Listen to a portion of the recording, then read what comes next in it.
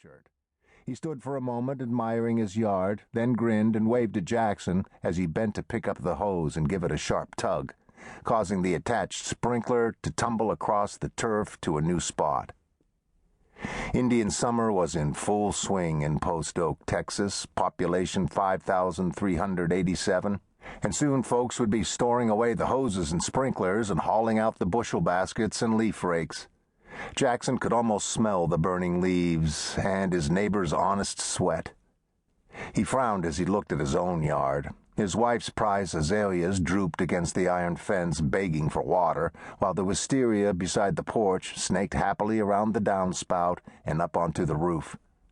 His lawn was a field of dandelions, their seed balls bobbing like soap bubbles in the breeze.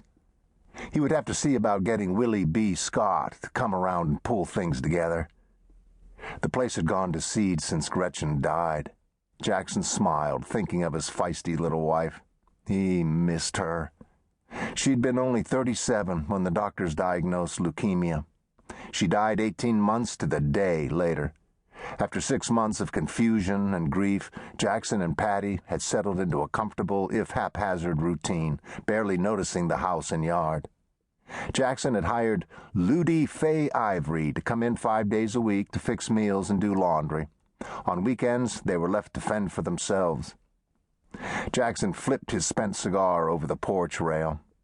He stretched and yawned. "Think I'll have a nap," he said. "How about walking down to the cafe for some supper after I get up?" Patty flicked an assenting finger his way, not taking her eyes from her book. Jackson and Patty walked over cracked and buckled sidewalks to the Wagon Wheel Cafe, which sat square in the middle of the block. Even on its best days, Post Oak was not an attractive town. On Sunday evening, when the streets were deserted, it was downright depressing, what with cast-off papers hugging the gutters and little cyclones of dust rising up in the middle of the street. The one traffic light at the intersection of Main and Franklin only blinked yellow. Post Oak was settled in the mid-19th century and remained much the same sleepy farming community for 90 years. It had been reborn during the East Texas oil boom of the 30s, its streets teeming with hustlers and roughnecks hoping to make a quick buck. For a few short years, the promise of easy money had lifted the spirits of depression-weary locals as well. Leasehounds occupied every street corner on Saturday afternoons, promising riches to farmers who were only too willing to sign over their mineral rights for pennies an acre.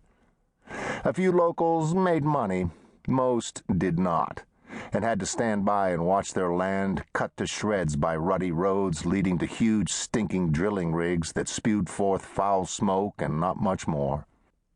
Still, for a while, little Post Oak reveled in the dream before the oil dried up and the town settled back into sun-baked inertia. At the end of the block, the residential area gave way to commercial, and the pair walked past the Wagon Bag, which this week sported triangular plastic streamers extending from the square brick building to the 2 gas pumps out front. Newspaper racks by the door contained the Dallas Morning News and the Post Oak Sentinel. Signs in the windows advertised ice cream bars, Miller beer, and Mrs. Baird's bread. Several boys with bikes lingered near the Coke machine, talking loudly and glancing obliquely at Patty. "I hate when they do that," she said. "Isn't that Sonny smart?" "I really didn't notice." She tossed her head. Inside, the wagon wheel was bright with fluorescent light and smelling of potatoes frying. The walls were painted green, now stained from years of grease and smoke. The counter stools and chair seats were covered with green pearlescent plastic. Rip Riggins, the owner, had recently installed a brand-new frozen custard machine behind the counter. The place was almost empty when Jackson and Patty arrived. The only other patrons were the Haygood brothers, Bob and Bill, who sat hunched over mugs of coffee at the counter. Bob was trying to tell a joke to Muriel, the waitress. "That ain't the way it went, brother," Bill said. "You see, this monkey tells the bartender." "Who's telling this story?" Bob said. "Now shut up before you give away the punchline. You see, the monkey was wearing a tuxedo, but there wasn't no hole for his tail to hang through." "Booth or table?" Jackson asked.